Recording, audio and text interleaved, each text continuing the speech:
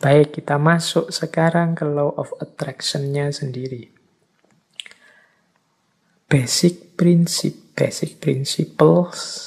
prinsip-prinsip dasarnya law of attraction itu di catatan saya secara umum ada 4. Yang pertama, apa yang engkau pikirkan, itulah yang engkau dapatkan.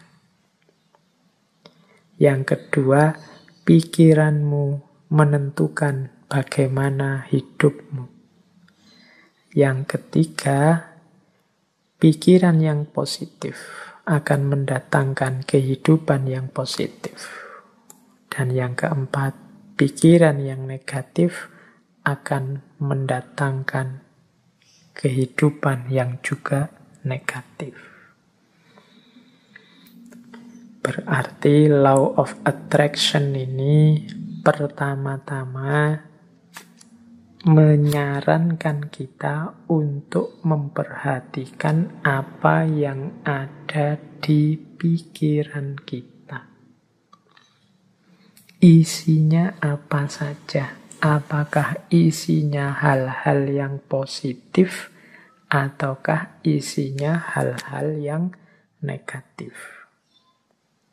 Kalau isinya hal-hal yang positif, insya Allah hidup kita juga akan berwujud positif.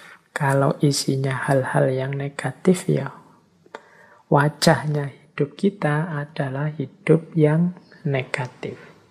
Nah, ini masing-masing kita yang bisa ngerti. Coba ditengok deh. Atau mungkin manifestasi pikiran kita hari ini mungkin di status-status yang kita buat. Obrolan-obrolan dengan teman-teman kita hari ini. Coba kita muhasabahi, kita refleksi. Banyak positifnya atau banyak negatifnya. Makanya agama itu menyuruh kita serba husnudzon. Jangan suudzon. Husnudzon itu berarti mengisi pikiran dengan yang positif-positif. Maka hidup kita warnanya juga sesuai isi pikiran kita. Karena husnudzon, ya hidupnya jadi husn. Husn baik. Kebalikannya kalau suudzon, hidupnya juga akan termanifestasi jadi su. Pikirannya jelek, terus pikirannya negatif, terus curiga, terus ya sudah, hidupmu adalah hidup yang warnanya penuh kecurigaan. Hidup penuh kecurigaan itu kan hidup yang gelisah. Dari mana kegelisahan itu muncul? Engkau sendiri yang menciptakan. Dengan suudzonmu tadi, prasangka burukmu tadi. Coba tadi kamu prasangka baik, hidupmu jadi tenang.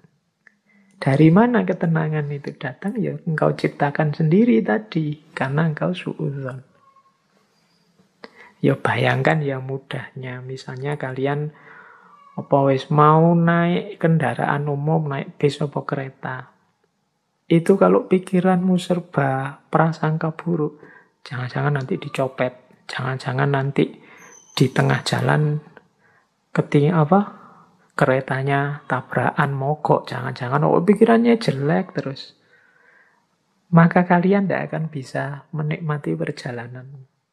Sepanjang jalan mungkin kamu gelisah ini. Jangan-jangan nabrak, jangan-jangan nanti ketemu orang jahat, jangan-jangan tidak tenang perjalananmu. Dari mana ketidaktenangan itu datang? Ya kamu awali dari pikiranmu sendiri tadi. Tapi coba engkau husnudzon, jadi pikiran yang bersih, tidak curiga, yakin dengan kenyamanan, keamananmu, ya perjalananmu nyaman. Tadi kalau di rumus teori vibrasi tadi, ya kenyamanan, keamananmu akan menarik sekelilingmu, frekuensinya juga jadi nyaman, jadi aman. Tapi kecurigaan, kegelisahanmu juga akan melahirkan kecurigaan, kegelisahan di sekelilingmu. Hidupnya jadi tidak nyaman. Nah ini basic prinsipnya, mudahnya penjelasannya begitu. Jadi kalau kita isinya negatif-negatif saja, ya energi negatif yang kita tarik dalam hidup. Pandemi ini kan melahirkan jutaan gagasan negatif. Mungkin lebih dari itu, saya sebutnya jutaan, jangan-jangan puluhan juta atau ratusan juta seluruh dunia. Bayangkan energi negatif yang lahir dari jutaan pikiran yang negatif.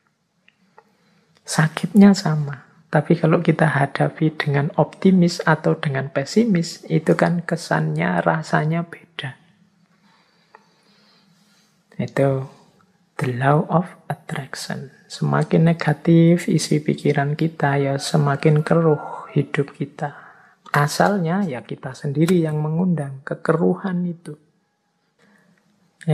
Makanya ada quotes dari Napoleon Hill. Napoleon Hill ini juga tokoh spiritualis yang sering juga menulis buku-buku coraknya self-improvement atau self-help.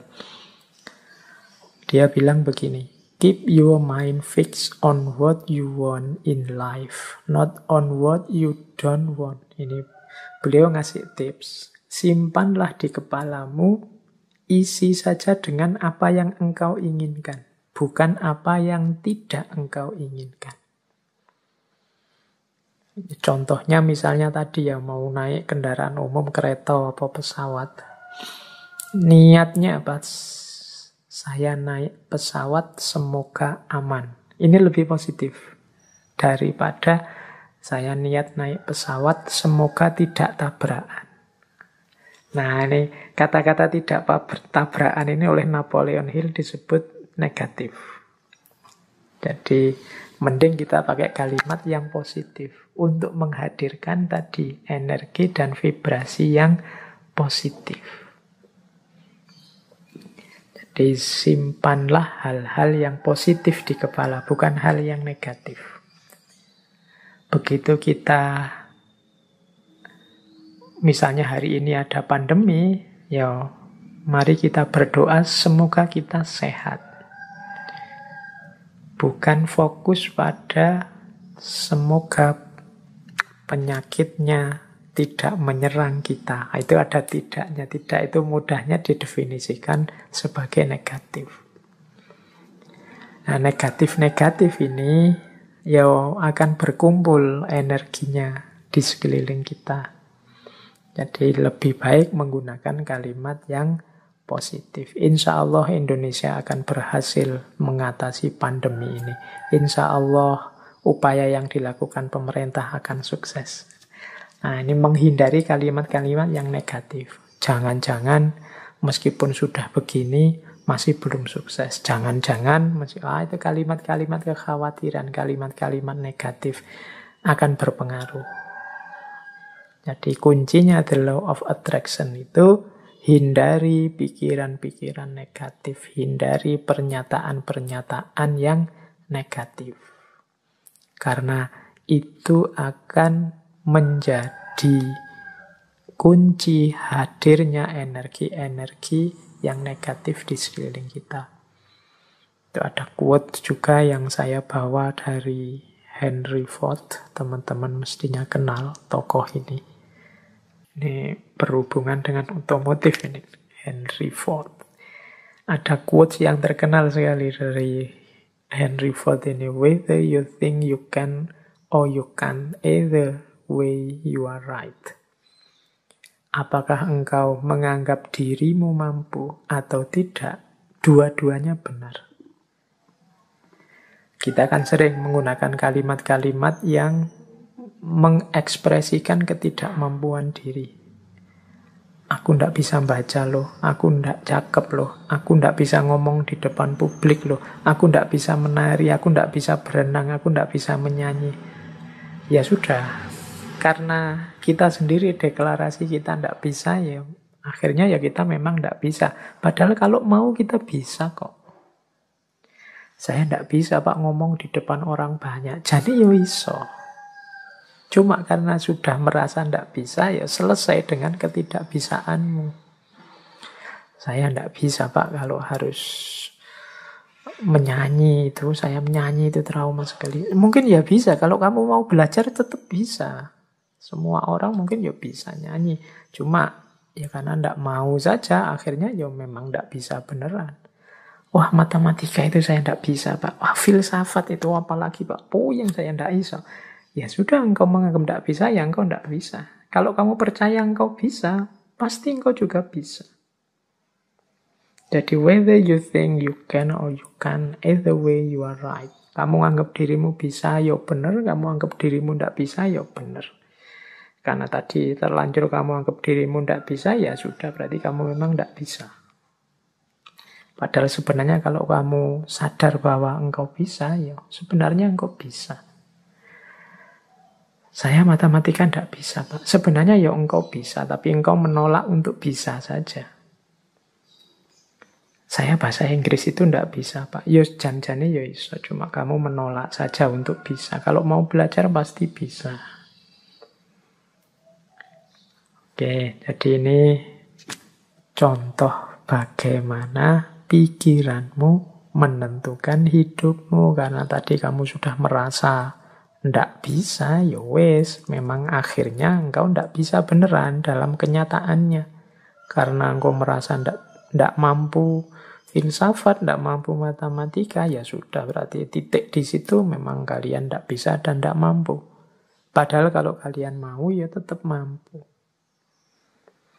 Ini Henry Ford. Makanya menurut saya gunakan kalimat-kalimat yang lebih positif. Apalagi teman-teman ini yang guru ya.